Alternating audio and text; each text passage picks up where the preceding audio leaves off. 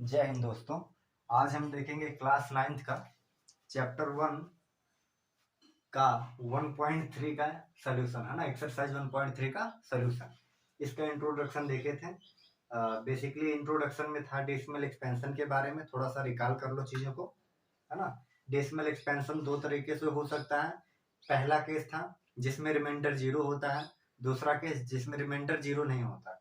जिसमें remainder zero होता है उसको टर्मिनेटिंग बोलते थे, और जिसमें रिमाइंडर जीरो नहीं होता था इसका मतलब उसका क्वोटिएंट जो है या तो रिपीट करेगा। जिसका जीरो होता था उसको टर्मिनेटिंग बोलते थे, और जिसका जीरो नहीं होता था रिमाइंडर उसको नॉन टर्मिनेटिंग बोलते थे।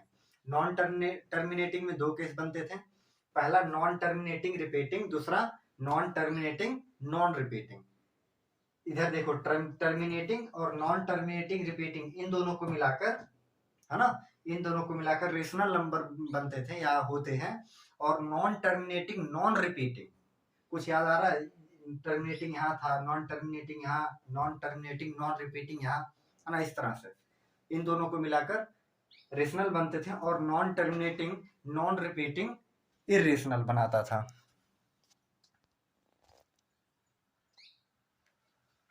ठीक है, मैं चेक कर रहा था थोड़ा कैमरा सही है कि नहीं, पता चले मैं इधर पढ़ा दूं और उधर रिकॉर्ड ही ना हो, है ना। यही कॉन्सेप्ट था। अब इसमें हमें चेक करना है। देखो, पहला सवाल है, पहला क्वेश्चन है कि इसमें बताना है, सबसे पहले बताना है कि डेसिमल इसको डिवाइड करने, डेसिमल में आ क्या रहा है, जैसे इसको डिवाइड हम करेंगे तो कितना आएगा वो लिखना है। और फिर ये बताना है कि ये टर्मिनेटिंग है कि नॉन टर्मिनेटिंग है या नॉन टर्मिनेटिंग रिपीटिंग है, क्या है कैसे, यही बताना है हमें। ठीक है, सिंपल सी बात है, टर्मिनेटिंग या non terminating, non terminating repeating. ठीक है, रिपीटिंग को ही रिकरिंग भी बोलते हैं। तो सबसे पहले इसे डिवाइड करो। डिवाइड करने का मतलब देखो क्या है, समझ में आया? पॉइंट लग जाएगा यहाँ पर। अब डेसिमल लग जाएगा। डेसिमल कैसे लेगा ये देखो, डिवाइड कर दे रहे हैं पूरा, एक कर दे रहा हूँ, फिर बाकी देखो तुम। बड़ा है डिवाइजर, बड़ा डिवाइड आता होगा यार, चलो मैं करता हूँ, है ना, डायरेक्ट डेसिमल लगाता हूँ, है ना। डेसिमल है, जीरो आएगा 6 बार। सिंपल था, बहुत ही सिंपल था, मैं बस ऐसे ही बता दिया। तो आंसर क्या आया हमारा? 0.36। टर्मिनेटिंग का शुद्ध मतलब क्या था? टर्मिनेटिंग का शुद्ध मतलब था कट जाना, और नॉन टर्मिनेटिंग का शुद्ध मतलब था नहीं कटना। ये पूरा का पूरा कट गया ना, रिमाइंडर जीरो आ गया ना। अगर रिमाइंडर जीरो तो वो टर्मिनेटिंग, तो ये क्या हो जाएगा? पहला टर्मिनेटिंग,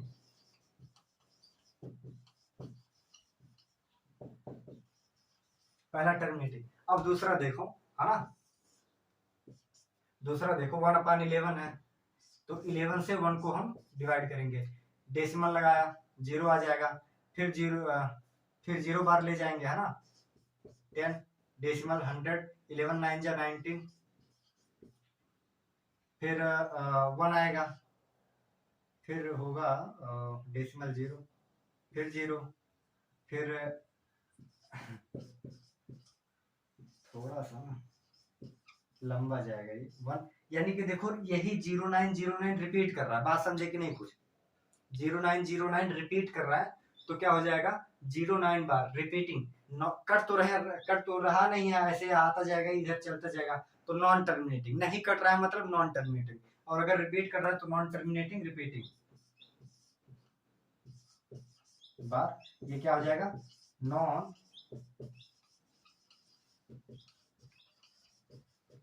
टर्मिनेटिंग रिपीटिंग।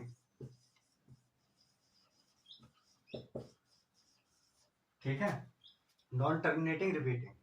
दो हो गया।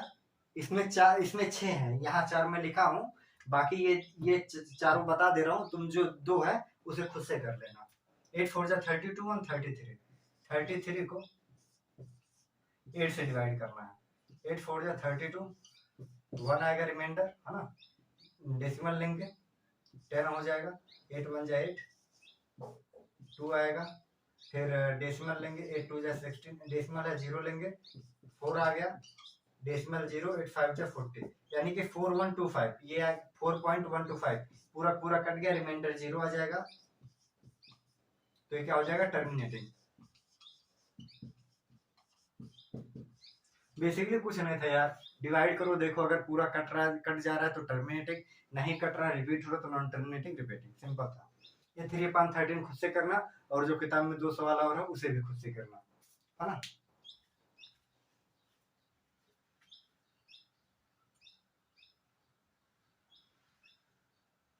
तब तक के लिए लिख लो, फिर चलते हैं हम।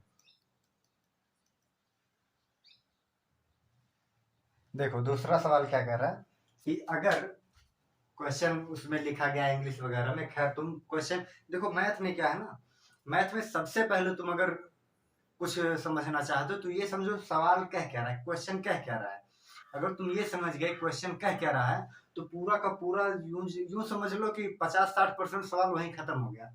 सवाल ये कह रहा है कि 1/7 बराबर अगर 0.142857 है, जिस पर बार लगा है। बार का मतलब जितने डिजिट पर बार लगा होता वही डिजिट बार बार रिपीट करती हैं, बार बार रिपीट करती हैं, इसलिए बार लगा दिया गया, ठीक है। अगर 1/7 बराबर इतना, तो 2/7 बराबर कितना, 3/7 बराबर कितना, इतना बराबर इतना कितना। देखो खुद मैथ का मतलब ये नहीं है यार कि तुम मतलब टीचर ने बता दिया तुम नोट कर लिए काम खत्म। तुम खुद सोचो ना, 2/7 को तुम किस तरह लिख सकते हो, 2 इंटू 1/7। 1/7 की वैल्यू तुम्हें दी गई है, 1/7 की वैल्यू है कि नहीं है, पुट कर दो, यानी कि 2 से, जब 2 से मल्टीप्लाई करोगे इसमें, सिंपल है, आ जाएगा आंसर, इसका आंसर आ जाएगा। अगर 3 से, अगर 3/7 का निकालना है तो 3 से मल्टीप्लाई करो, आंसर आ जाएगा। 4/7 का निकालना है, इसमें 4 से मल्टीप्लाई करो, आ जाएगा, क्योंकि ये 1/7 की वैल्यू है। अगर हम इसी जगह पर 2 से मल्टीप्लाई करेंगे, 2 1 2 2/7 हो जाएगा। 3 से मल्टीप्लाई करें, 3/7 3/7 की आ जाएगी। 4 से करें 4/7, है ना, समझ रहे हो। मल्टीप्लाई करो, देखो समझो, करो, ठीक है। आगे चलते हैं। देखो तीसरा सवाल क्या है, तीसरे में 3 सवाल है, तीसरे क्वेश्चन में 3 सवाल है, 3 क्वेश्चन है ना। पहला क्या है, वो सवाल क्या है कि ये जो तीनों नंबर हैं इनको हमें रेशनल नंबर मतलब प्रूफ करना है, ये रेशनल नंबर है। प्रूफ करने का मतलब इन्हें ये साबित करना है, प्रूफ करना है कि ये जो है P/Q के फॉर्म में लिखे जा सकते हैं, जहां P और Q दोनों के दोनों इंटीजर होंगे और Q बराबर 0 नहीं होगा, Q is equal to not 0, ठीक है। तो सिंपल सा लॉजिक था, जब भी हमें कोई बार वाली संख्या को, बार वाले नंबर को ये प्रूफ करना रहता है कि ये रेशनल है, यानी कि इसे हमें P/Q के फॉर्म में लिखना है, तो सिंपल सा एक कॉन्सेप्ट दिमाग में रहना चाहिए। हमें 2 इक्वेशन बनाना है। पहला इक्वेशन वो रहेगा, पहले इक्वेशन में हम क्या करेंगे कि डेसिमल ध्यान में रखो, डेसिमल के बाएं तरफ हम सारे के सारे वो नंबर लाके रख देंगे जिन पर बार नहीं लगा है। पहला इक्वेशन में मैं क्या बोला, डेसिमल के बाएं तरफ लेफ्ट साइड में हम वो सारे के सारे नंबर लाके रखेंगे जिस पर बार नहीं लगा है, बार नहीं लगा है, ठीक है। यानी कि इसमें डेसिमल के राइट साइड में कोई ऐसा नंबर है जिस पर बार लगा है ही नहीं, तो मतलब पहला इक्वेशन यही हो जाएगा, है ना। इसमें डेसिमल के राइट साइड में ऐसा कोई नंबर है जिस पर बार नहीं लगा है, हाँ 4 पे नहीं लगा, 7 पे लगा है, यानी कि इसमें 7 बार बार रिपीट हो रहा है, लेकिन 4 ना हो रहा है, तो हमें 4 को लेफ्ट में लाना है। बात को समझो, अगर यहीं पर यहाँ 2.36 होता तो 2 तो ऐसे ही रहता, लेकिन 3 को हम लेफ्ट साइड लाते। बात को समझे, यहाँ पर डेसिमल के राइट साइड कोई डिजिट है जिस पर बार नहीं लगा है, कोई नहीं है, तो ऐसे ही रहेगा, ठीक है। पहला इक्वेशन जो होता है, डेसिमल के राइट साइड अगर कोई ऐसा नंबर है जिस पर बार नहीं लगा है उसको लेफ्ट में लाते हैं, पहला इक्वेशन वो बनता है। फिर दूसरा इक्वेशन हम वो बनाते हैं, जैसे पहला इक्वेशन बन गया, पहले इक्वेशन में से ही हम दूसरा बनाते हैं कि जितने नंबर पे बार लगा है, जितने नंबर्स पे बार लगा है उसका एक टर्म हमें बाएं लाना है। मैं क्या बोला, इस पर एक नंबर पे बार लगा है तो इसका एक टर्म केवल 7 होगा, लेकिन इस पर 3 डिजिट पर बार लगा है तो इसके एक टर्म में 3 डिजिट आएंगे, तीनों डिजिट को हमें बाएं लाना होगा, लेफ्ट में लाना होगा। पहला इक्वेशन केवल जिस पर बार नहीं लगा होता है उसको लेफ्ट में लाते हैं। फिर दूसरे इक्वेशन में क्या करते हैं, एक टर्म जिस पर बार लगा होता है उसका एक टर्म हम लेफ्ट साइड लाते हैं, फिर सब्ट्रैक्ट करते हैं, आंसर आ जाता है। देखो पहला देखो, एक्स, मान लो एक्स बराबर ये नंबर है, सॉल्यूशन है ये, लेट एक्स बराबर 0.666 ऐसे डॉट डॉट डॉट, देखो मैं पहला इक्वेशन क्या बनेगा मेरा, कंफ्यूज मत हो, कंफ्यूज नहीं होना है। पहला इक्वेशन वही बनता है कि डेसिमल के लेफ्ट साइड में हमारे वो सारे नंबर आ जाने चाहिए जिन पर बार नहीं लगा है। तो इसमें ऐसा कोई नंबर है ही नहीं जिस पर बार नहीं लगा है, तो यानी कि ये ऐसे ही रहेगा। ठीक है, ये हमारा पहला इक्वेशन बन गया। दूसरा इक्वेशन क्या बनेगा, अब हमें दूसरे इक्वेशन में क्या करना रहता है, जितने जितने नंबर्स पर बार लगा है उसका एक टर्म, कहने का मतलब यहाँ एक ही पर बार लगा है तो हमें एक डिजिट 6 को इधर लाना, लेफ्ट में लाना है। यहाँ एक ही पर लगा है तो हमें लेफ्ट में 7 को लाना है। यहाँ तीनों पर बार लगा है यानी कि हमें तीनों डिजिट को एक साथ लेफ्ट में लाना रहेगा दूसरे इक्वेशन में। ठीक है, इसमें देखो एक 6 को यहाँ लेफ्ट में, डेसिमल के लेफ्ट में लाने के लिए क्या करेंगे, हम 10 से मल्टीप्लाई करेंगे, इधर भी 10 से इधर भी 10 से। इक्वेशन के यानी कि इक्वल टू जिसको बोलते हो, बराबर के दाएं और बाएं और दोनों ओर एक ही चीज, एक ही फंक्शन करोगे तो कोई फर्क नहीं पड़ेगा, है ना। इधर 10x हो जाएगा, इधर 6.666 डॉट डॉट डॉट, ये दूसरा इक्वेशन। ठीक है, अब इसमें से सबट्रैक्ट फ्रॉम इतना इतना लिख लेना, 10x में से x जाएगा 9x आ जाएगा, बराबर ये 666 इसको काट देगा, या 6 आ जाएगा, x बराबर 6/9 यानी कि 2/3। देखो तुम्हें लग रहा होगा इतना शॉर्ट में बता दिया 2-3 लाइन में, इसे बताने के लिए मैं 5-6 मिनट का पीछे बकाया हूँ मेरे भाई। मैं क्या बोल रहा हूँ उस पर ध्यान दो, तुम क्या लिख रहा हूँ वो चीज तुम लिख सकते हो, और नहीं भी लिख सकते कॉन्सेप्ट पे फोकस करो। लेट x बराबर इतना number, then multiply both side with 10। यार थोड़ा लाइट की प्रॉब्लम है, इन्वर्टर काम ना कर रहा है इसलिए थोड़ा जल्दी पढ़ा रहा हूँ, है ना। Multiply by 10 on both sides, फिर subtract from equation second to first, या फिर ये भी लिख सकते हो from equation first and second we have, इसके बाद ये लिख दो। ठीक है, इसमें क्या करना है, देखो इसमें कुछ नहीं करना है, x बराबर मानोगे 0.47777, ये हमारा पहला इक्वेशन नहीं मेरे भाई, क्योंकि अभी ये 4 जो है ये 4 डेसिमल के राइट साइड है जिस पर बार नहीं लगा, इसे हमें लेफ्ट में लाना है। लेफ्ट में लाने के लिए 10 से मल्टीप्लाई, 4.777 डॉट डॉट, ये हमारा पहला इक्वेशन हो जाएगा। ठीक है, अब दूसरा करने के लिए हम क्या करेंगे, एक टर्म होता है उसे हम लेफ्ट में लाएंगे, यानी 7 को लाने के लिए 10 से और मल्टीप्लाई करेंगे तो ये कितना हो जाएगा 100x,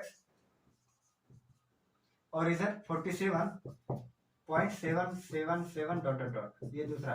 from equation first and second we have 100x में से 10x जाएगा 90x बराबर 47 में से 4 जाएगा 43। अब पूछोगे ये क्या, ये आपस में निपट जाएंगे, खत्म हो जाएंगे। अगर बताओ 2.222 में से 0.222 घटाएंगे 2 ही तो आएगा, सेम काम यहाँ हुआ है। तो x बराबर 43/90।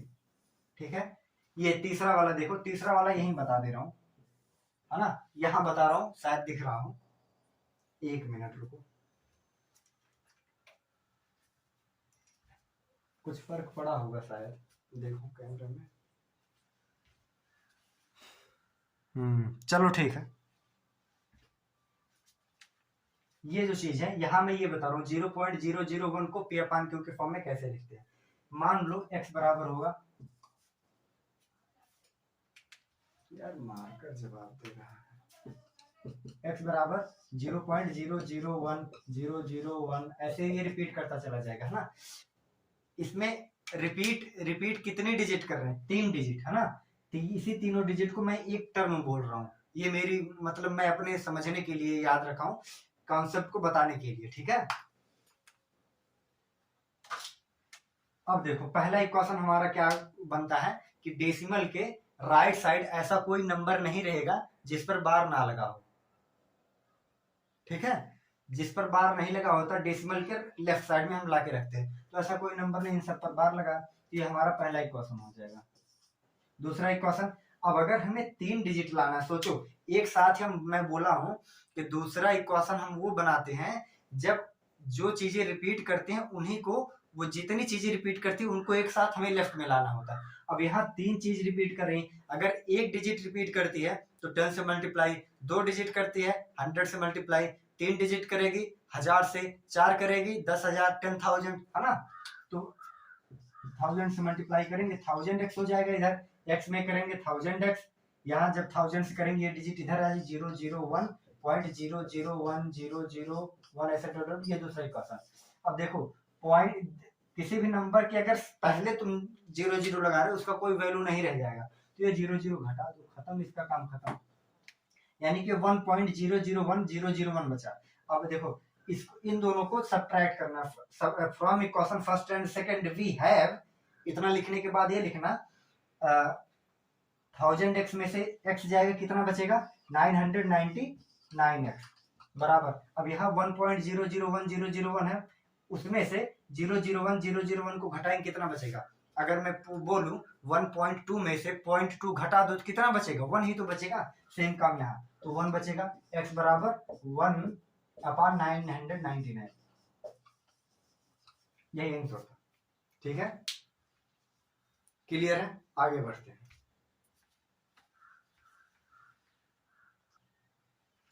देखो चौथा सवाल क्या कह रहा है, चौथा ये कह रहा है कि पॉइंट, यहाँ देखो 0.99999, यानी कि इसका मतलब है 0.9 बार को हमें P/Q के फॉर्म में लिखना है।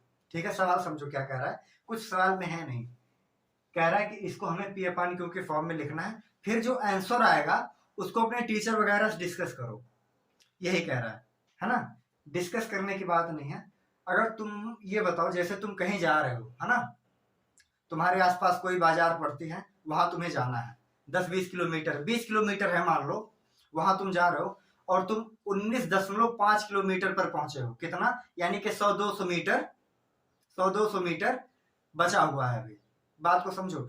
तो अगर कोई फोन करके पूछता है तुम कहाँ पर पहुंचे, तो तुम क्या बताओगे, उस बाजार का नाम बताओगे।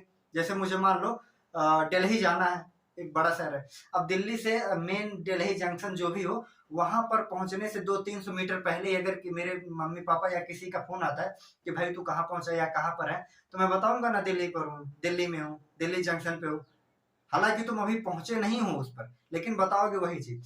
सेम कॉन्सेप्ट यहाँ भी लगेगा। आगे आगे चलो बताता हूँ। सिंपल काम करना है कि जैसे हो रहा है वैसे ही चलेगा। ठीक है, 0.9 बार को हमें P/Q के फॉर्म में लिखना है। हम क्या करेंगे, सबसे पहले लेट x बराबर 0.999 डॉट। ठीक है, अच्छा ये जो मैं 3 डॉट लिख रहा हूँ, इनफाइनाइट को रिप्रेजेंट करने के लिए डॉट डॉट डॉट, केवल 3 डॉट लिखते हैं। मैं क्या बोला, इनफाइनाइट को अगर कहीं रिप्रेजेंट करना, लिखना है कि ये नंबर अनंत तक है, इनफाइनाइट तक है, उसके लिए केवल 3 डॉट लिखा जाता है। हालांकि तुम्हारी मर्जी, लिख दो चाहे जितना, लेकिन मैथमेटिकल रूल क्या है, 3 डॉट लिखना है। ठीक है, x बराबर इतना मान लिए, डेसिमल के राइट साइड ऐसा कोई नंबर है जो जिस पर बार नहीं लगा हो, नहीं है। ठीक है, उसके बाद देखो हम क्या करेंगे, ये हमारा पहला इक्वेशन बन जाएगा। दूसरा इक्वेशन क्या बनेगा, दूसरा इक्वेशन वो बनता है कि हम जो चीजें रिपीट कर रही हैं उसका एक टर्म, यानी कि अब उस टर्म में जितने भी डिजिट आएंगे, इसमें तो एक ही डिजिट है, उसको हम लेफ्ट लाते हैं डेसिमल के। तो एक डिजिट लेफ्ट लाने के लिए क्या करेंगे, हम 10 से मल्टीप्लाई, इधर x में 10 से करेंगे 10x हो जाएगा, इधर 10 से करेंगे 9.999 डॉट डॉट। ये दूसरा इक्वेशन बन जाएगा हमारा। From equation first and second, यहाँ ये जो पाई पा रहा हूँ लिख लेना यार, हाँ। From equation first and second we have 10x में से x को घटाएंगे। अच्छा ये मत सोचो कि सब्ट्रैक्ट फ्रॉम इतना, अगर मल्टीप्लाई करना हो या डिवाइड करना हो, कुछ भी करना हो दो इक्वेशन में, तो तुम डायरेक्ट ये लिखो from equation first and second comma we have या वी गेट, सिंपल। अब तुम उसमें जोड़ घटाओ गुणा भाग कुछ भी करो, जो आंसर आएगा वो बढ़िया एकदम बेहतरीन। From equation first and second we have 10x में से इसको घटाओगे 9x आ जाएगा बराबर, इसमें से इतने को घटाना। अब 9.99 में से अगर मैं बोलूं 0.99 को हटा दो, निकाल दो, घटा दो, तो 9 ही तो बचेगा, 9। अब x बराबर 9/9 बराबर 1, यही तो आएगा। अब देखो आना क्या चाहिए, क्या 1 इसके बराबर है, बात को समझो तुम, यही मैं समझा, यही चीज जो यही लिखा गया है ना, जैसे और होता था 0.033, अगर इसको करना था 1/3 3, हाँ 1/3 को जब हम करते थे तो यही डॉट डॉट डॉट आता था, यानी कि जब इसको हम डिवाइड करेंगे तो ये चीज आएगी, लेकिन क्या 1 को जब तुम 1 से डिवाइड करोगे क्या ये इतना आएगा? भाव यहाँ कहने का ये तात्पर्य, मतलब क्या है मेरा, ये देखो मैं तुमसे बताया ना दिल्ली पहुंचने वाले थे, हालांकि पहुंचे नहीं थे, फोन आया, तुम क्या बताया दिल्ली, वही चीज है। ये 9999 जैसे मान लो यहाँ 1 है, नंबर लाइन यही 1 है ना, ये 1 है, यहाँ 0 है। अब देखो 0.1 0.2 0.3 0.8 ऐसे 0.9 यहाँ कहीं होगा। अब देखो ये 1 है, ये 0.9, अब ये कभी 1 को टच नहीं कर सकता, मेरी बात समझो मैं क्या करूं, ये कभी भी 1 को इस 1 पे नहीं आएगा, लेकिन एकदम 1 के करीब रहेगा। मैं क्या बोल रहा हूं, ये 0.99999999, अब तुम सोच ही नहीं सकते 99 कहां तक जाएगा, बात को समझ रहे हो नहीं, 1 के इतना करीब आ जाएगा, इतना करीब जिसकी कोई लिमिट नहीं, लेकिन 1 को कभी टच नहीं कर पाएगा, समझ रहे हो? इसलिए ये 1 को तो कभी टच कर नहीं सकता, और ये 9 इतना करीब है जिसकी तुम कल्पना ना कर सकते, इसीलिए इसको 1, इतना अगर इतना कोई करीब है तो उसको 1, इस चीज को तुम 1 बोल सकते हो, ठीक है, ठीक है। इसीलिए इसको जब हम आंसर p बाई क्यू के फॉर्म में लिखे तो 1 आ रहा है, 1/1 आ रहा है, क्लियर है? नहीं समझ में आया फिर से सिंपल से देखो, 999999 ये इतना करीब होता है 1 के, तो इसे हम 1 मान ही लेते हैं। जब लिमिट पढ़ोगे ना 11th से स्टार्ट है लिमिट एंड इट्स डेरिवेटिव, है ना, लिमिट में बहुत बेहतरीन ढंग से यही लिमिट है ही, समझो तुम, ये जो मैं बोल रहा हूँ 1 की इतना करीब है जिसकी कोई लिमिट नहीं, है ना, लेकिन वो 1 को कभी टच नहीं करेगा, यही लिमिट है। आगे पढ़ेंगे इसको 11th वगैरह में, क्लियर है? आगे चलते हैं 5th क्वेश्चन पे। देखो 5वां क्वेश्चन क्या कहता है ना, 5th क्वेश्चन, 5वां क्वेश्चन ये कहता है कि 1/17 को तुम 1/17 को डिवाइड करो, जैसे डिवाइड हम करते हैं, है ना, डिवाइड करो और ये पता करो कि कितने टर्म पे, कितने डिजिट पर, है ना, कितने डिजिट पर ये रिपीट करता है। मैं क्या कह रहा हूँ सुनो, 1/17 को तुम ऐसे नॉर्मल डिवाइड करते जाओ करते जाओ करते जाओ, फिर एक समय आएगा ना जहां ये रिपीट करेगा, लेकिन जब तक तुम करोगे 7 पेज पूरा भर जाए, बहुत लंबी डिवाइड है, इसमें कुछ नहीं करना, इसको डिवाइड करना है और देखना है कि ये कितना लंबा पे रिपीट कर रहा है, ठीक है, यही 5th क्वेश्चन में।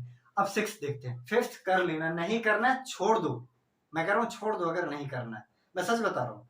कोई वो देखो कुछ चीजों को ना, जैसे अभी तुम क्लास 9th में हो, तो कुछ चीजों को अगर तुमसे छूट रही है, 100 में से 100 चीजें आना जरूरी नहीं है, मैं जो कह रहा हूँ आज उसे ध्यान से समझो, कोई भी फील्ड हो उसका 100 का 100 आना जरूरी नहीं है, लेकिन जो तुम्हें आ रहा है ना, जैसे मैं बताया 0.3 को तुम p/q के फॉर्म में लिखो, अगर तुम्हें 100% चीजें नहीं आ रही हैं, 100 के 100 कॉन्सेप्ट नहीं दिमाग में फिट हो रहे हैं, कोई बात नहीं, लेकिन जो फिट हो रहे हैं ना उसे एकदम तुम 100% दो, वो तुम्हें 100% आना चाहिए, जो तुम्हें आ रहा है वो एकदम पूरा आना चाहिए, ये नहीं रहना चाहिए कि इसमें भी अब दिक्कत है।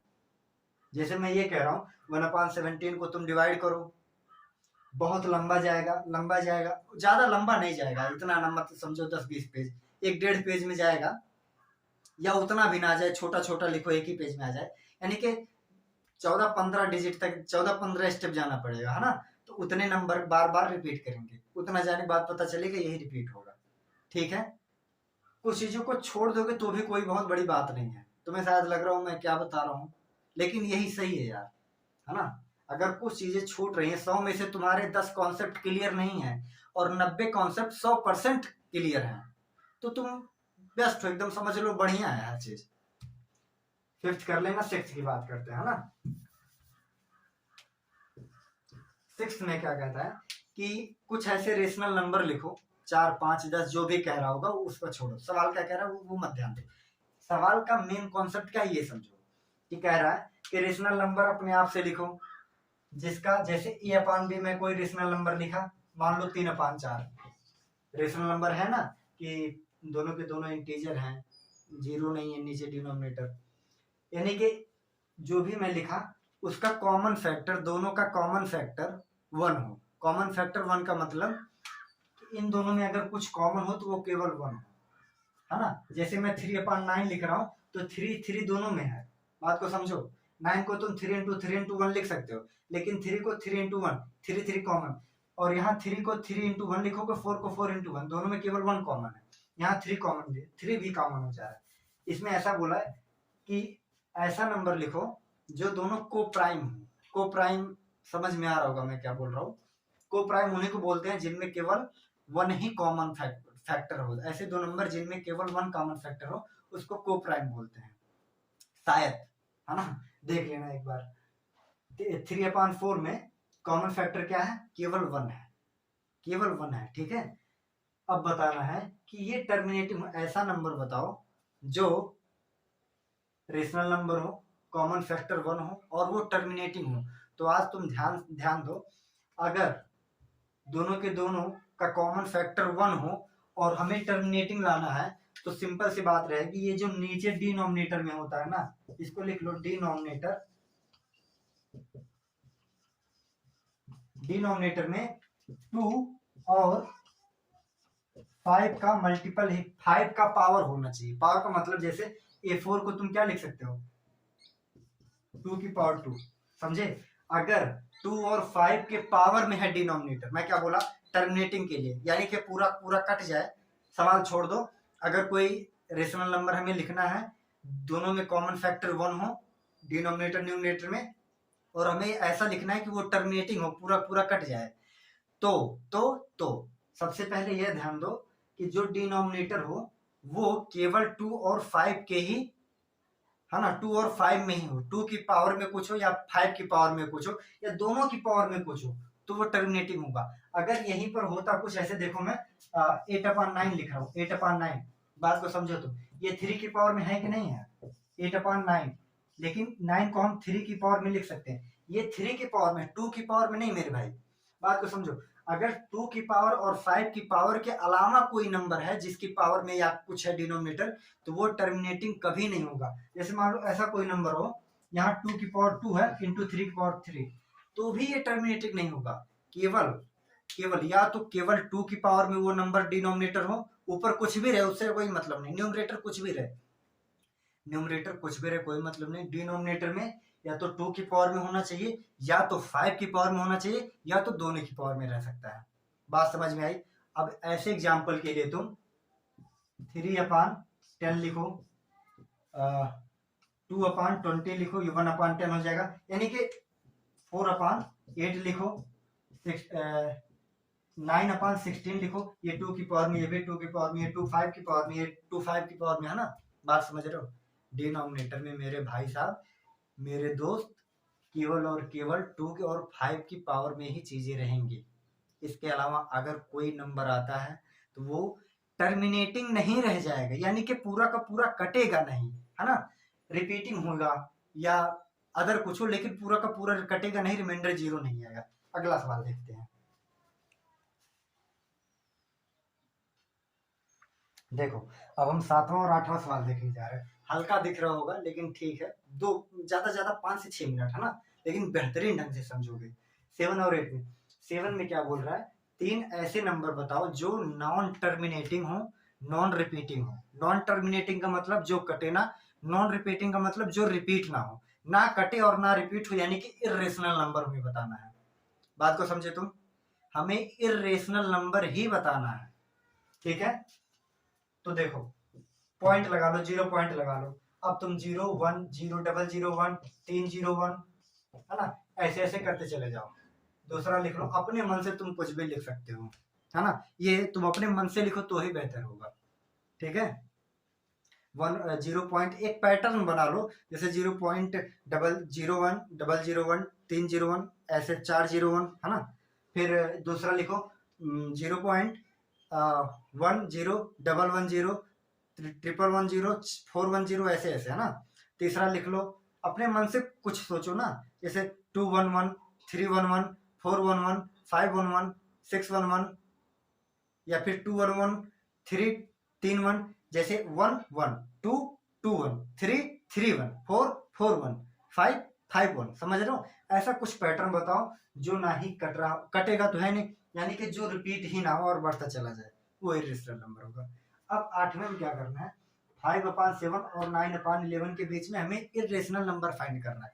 देखो अगर मैथ को सीखना है ना, मैथ को अगर सच में सीखना चाहते हो तो मैथ यहाँ चाहे मैं पढ़ाऊं, टीचर पढ़ाए या कोई भी पढ़ाए, है ना, उसके बाद तुम मैथ को 45 मिनट, ज्यादा नहीं, मात्र 45 मिनट खुद से दिया करो। जैसे मैं यहाँ आज नोट्स तो लिखने लायक ना बनाया कुछ, मैं पढ़ा के गया, उसके बाद तुम बुक उठाओ, बुक में ऐसे देखते चले जाओ, है ना, एक बार माइंड से देखो कि मैं पढ़ाया क्या था। अगर इसमें कुछ नोट किए रहोगे, नहीं समझ में आ रहा तो उस नोट्स में से देख लेना। अगर मैथ पढ़ने के बाद तुम 45 से 50 या 1 घंटे खुद दे देते हो उस मैथ को, बेहतर है एकदम, है ना, वो भूलेगा नहीं। इसमें क्या करना है, 5/7 और 9/11 के बीच में हमें इरेशनल नंबर पता करना है। तो इरेशनल नंबर पता करना, पहले इनको डिवाइड कर लेना, मैं करूंगा नहीं यार, इनको डिवाइड कर लेना, इन दोनों के बीच में जैसे बताया 0.001, ऐसे ही 3-4 लिख लेना। नहीं लिख पाना, पीछे आंसर शीट से देख लेना। तुम्हें एक, अब तुम्हें लग रहा होगा मैं कैसा टीचर हूँ जो आंसर शीट से बता रहा हूँ, है ना, तुम्हें एक आइडिया हो जाएगा कैसे इरेशनल नंबर लिखे जाते होंगे। उसके बेस पे जब आंसर शीट से तुम देख लेना, उसके अगर आंसर शीट देखना तुम, तो पक्का 5-6 अपने मन से लिखना, तब जाके मैटर बनेगा, है ना, देख लेना, कर लेना। उसके बाद अगला जो है मैं बता रहा हूँ 8वां, इसे नोट क्या करना है, आगे चलते हैं।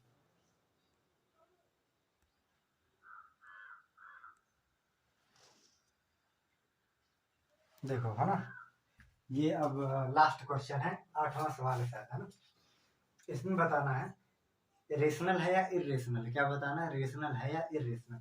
तो सबसे पहला रूट में 23, फिर है रूट में 225, तो रूट में 23 इरेशनल, सिंपल, क्योंकि इसका कोई परफेक्ट स्क्वायर, ये किसी परफेक्ट स्क्वायर का रूट, परफेक्ट स्क्वायर नहीं है किसी नंबर का, तो ये इरेशनल हो गया, है ना।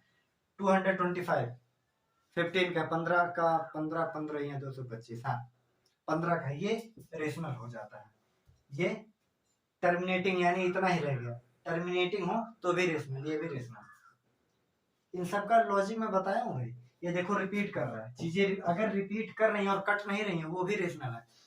अगर रिपीट कर रही हैं और कट नहीं रही, कटेंगी नहीं तभी तो रिपीट करेंगे यार। अगर रिपीट हो रहा है तो वो रेशनल है, लेकिन अगर रिपीट ही नहीं हो रहा है, कटेगा तो है नहीं, और अगर रिपीट भी नहीं हो रहा तो वो इरेशनल है। रिपीट होगा तो रेशनल, रिपीट नहीं होगा तो इरेशनल। ये रिपीट हो रहा है 478 478 7.478 47, ये रेशनल, और ये रिपीट नहीं हो रहा 1.10 100 100 100 है ना, ऐसे ऐसे, तो ये इरेशनल। ठीक है, तब तक के लिए चलते हैं, टेक केयर, बाय बाय।